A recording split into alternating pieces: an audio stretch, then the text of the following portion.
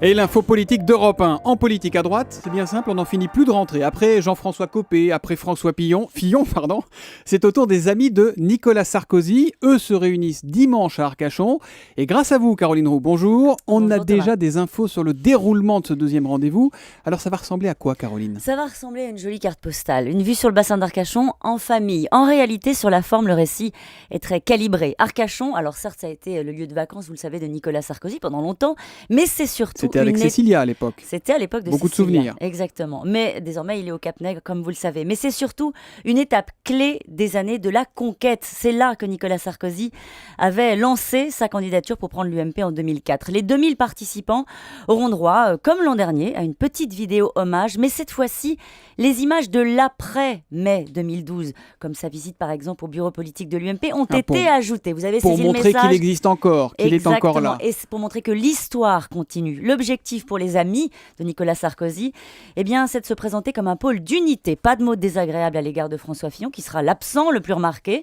Les deux camps de l'UMP fracturés seront présents. Christian Estrosi pour les fillonistes et Jean-François Copé lui-même.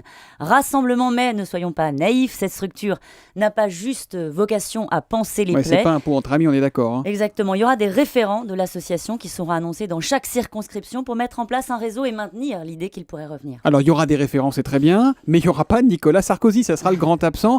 On n'imagine pas une seconde, Caroline, qu'il ne soit pas à la manœuvre derrière tout ça en coulisses. En retrait, comme il l'a toujours fait, il garde un œil sur l'essentiel. Récemment, il s'est inquiété auprès des organisateurs de la mobilisation pour cette journée qui est assez mal programmée, dimanche et lundi. C'est assez inhabituel pour une réunion politique. Il veut qu'il y ait du monde sur les images, en clair. Exactement. Trop de défections seraient inévitablement interprétées comme un revers personnel. L'essentiel encore pour lui, ce sont les sondages qu'il a décortiqués pendant ses vacances. Le 3 août, il a eu la très bonne surprise de se voir propulsé en 20e position des personnalités préférées des Français. Vous savez, c'est ce classement du journal du dimanche. Que domine Jean-Jacques Goldman. Donc c'est quand même un sondage de popularité, c'est pas un sondage politique, on le précise. Très important, plus 32 places. Et il y a vu, lui, le début d'une réconciliation avec les Français. Alors, comme il le fait toujours, il a fait le tour des fidèles pour leur demander de faire tourner le sondage, de faire passer le message. L'opinion, c'est sa seule arme, sa seule boussole, un indicateur qui lui permet de relativiser les accélérations de Fillon ou les humeurs de Copé. Alors, Caroline, cette réunion entre amis de Nicolas Sarkozy, c'est sympathique, évidemment, mais honnêtement,